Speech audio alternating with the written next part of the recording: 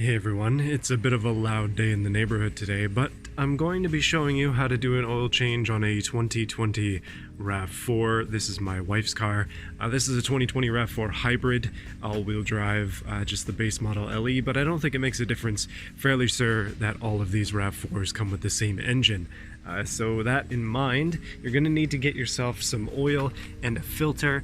For me, I've gone with this Fram filter here. I know Fram maybe isn't the best, but I'm not going to be changing it at 20,000. We'll be doing the regular oil change interval and changing the filter as well. And the oil that you're going to need is 0W16, very specific for these hybrid cars. And this one is specific for Honda and Toyota engines, although as far as I'm aware, any 0W16 is going to fly. I have an oil filter wrench here. You don't need that, but I find it to be useful. Some wrenches to take off the cover and the drain plug.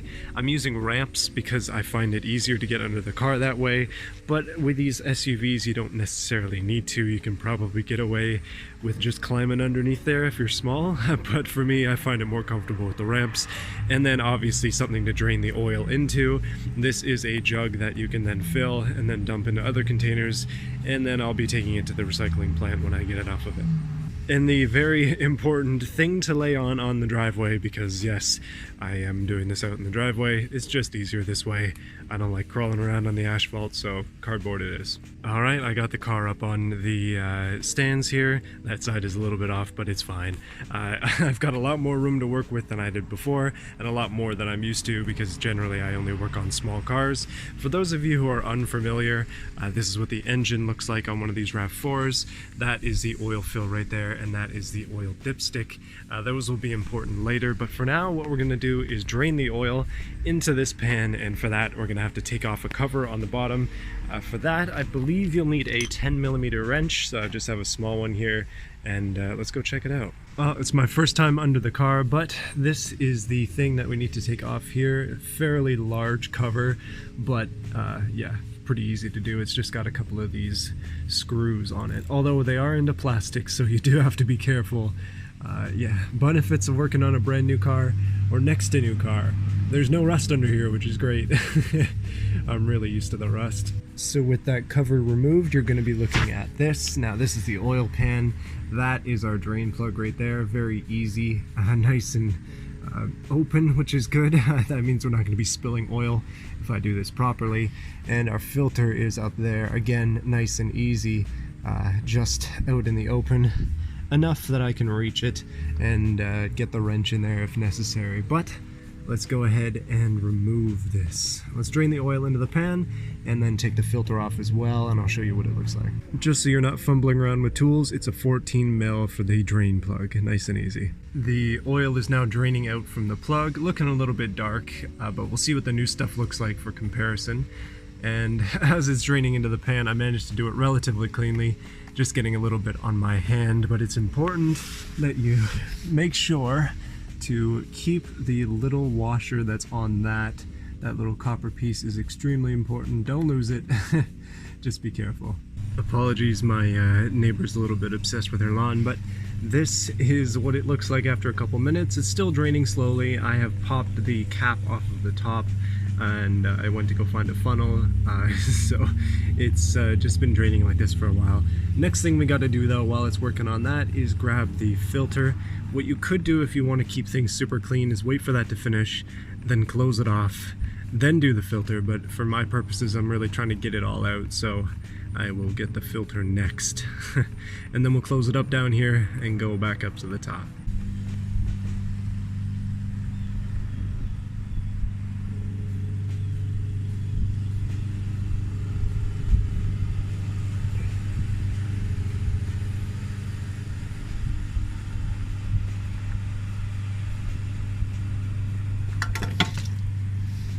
Whoops. Well, you get the idea. Alright, so the oil has stopped dripping. As you can see, it's no longer dripping.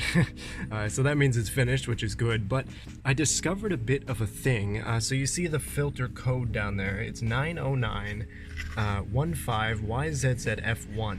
And that filter, if you go on the Toyota website, the last time that the oil was changed was not actually at a Toyota dealership, but at a family mechanic that my wife was going to. And I got curious, so I decided to look up that part number. On the Toyota official website, this car is not listed as compatible with that. However, it fits, and it has no problems in there, but it does make me wonder because the FRAM filter that I have is much shorter, as you can see. And this is officially listed for this car. So it seems like the mechanic last time used a larger filter than is necessary. So I found another part number, 90915YZZN1, and that one seems to be the same size as the FRAM that I have. So that's probably the right one for this car, but it's just very strange. I don't think it really makes much of a difference, but this car, for whatever reason, had a bigger filter than it needed, and that made it a little bit harder to get off, I think, because there wasn't much room to work in there.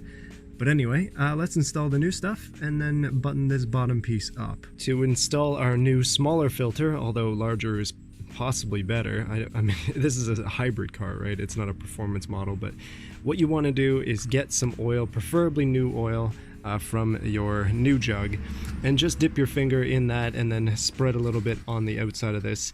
That some people say it's not necessary, some people go to the extent of actually filling the filter. I figure just wetting the seal a little bit is probably fine, and I mean, you're doing this in your driveway, you have a bit of time, it takes 2 seconds, you may as well. But first, before you do that, you want to make sure to clean the surface thoroughly. Just use a rag, wipe it off, and then install this. Nice and easy, it just screws on. The FRAM ones are easy because they have lines telling you which way they go. If you happen to blank out when you go under the car, then you know. And then this grippy piece is easier as well to hold on to. Do the same thing with the oil plug, just make sure not to lose that washer. And then we're actually going to leave the cover off for now while we refill, just to make sure that it's not leaking. So just so we're clear on the oil levels and such, it's good to consult the owner's manual. If you already know this stuff, then it makes it a lot easier. But generally speaking, it's a good idea to read and make sure that you're getting things proper. Including here, the capacity for the cooling system is not what we're after, but there you can see the oil levels. And there you go, those are the levels that we need. This is page 678 if you have an owner's manual. So with filter, we need 4.5 liters, without is 4.2 liters, and 0W16, so making sure to get that right. The jug that I have is 4.72 liters, so we're basically using all of it, although I will not put it all in immediately. Again, we shrunk the filter down, so it's possible that there was more oil in there previously. But what I'm going to do is put in most of the jug, leave a little bit in there, and then we can add more as necessary. But it's going to be difficult to take it away, so just be sure to not underfill or overfill. So back on top of the engine, there's the oil thing off right there.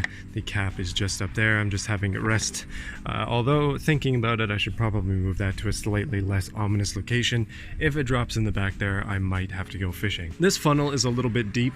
You can see that there isn't really much room to put oil in there, although it's very important that you don't mess with this, otherwise you're going to get oil over your engine, and that kind of sucks. Because you're going to need to clean that up, otherwise it's going to smell bad when the engine gets hot. So yeah, oil with one hand, a little bit difficult, but it is possible, and thankfully we are putting in most of the jug, so it's fairly easy to control. I just can't overfill the funnel there, but yeah, let's do it. Alright, lawnmower just started back up again, but I just filled the car with oil. This oil is very, very thin, as you would suspect, being 0W16, so it's quite easy to fill. But yeah, no seepage, which is good. I just wanted to be double sure because this thing has a cover and it's not going to drip on the driveway if it's leaking, so I gotta be sure to catch it while the cover's off. But anyway, cover back on, down off the ramps, and then we're gonna check the oil level. So with the oil cover back on, I have checked the dipstick, and yeah, we're right where we need to be. But what you need to do is warm up the car first. It's nice and easy to do. Hybrid, actually, it makes it a little bit weird, but if you don't know the trick to get the engine to start quickly, and instead of it just starting on battery like these hybrids do, just turn your heat on max and it'll automatically start the engine. The hybrid system doesn't work well with the heat, so that's why you got to use the engine for that. But with that, if you have a maintenance light, which we do, it needs to be reset. So I'm going to show you how to do that next. So I had to look this up. I'm not exactly a Toyota guru, but the easiest way to do this from what I can tell is to go over here. We need to go down to vehicle settings, hold OK, scheduled maintenance, press that, and we got to reset that. So now it shouldn't give us the warning thing anymore for the oil change, because yeah, it has been reset. And personally, I like to have trip B set to just be the oil change thing, so that's what I'm using that for. It's now reset as well. Next time that hits the service interval, we will do another oil change. But that's it. Nice and easy to do, right? Not too bad. I added a few steps to make it a little bit more complicated for you, but changing the oil in a RAV4, it's not that hard. All right, have a good day.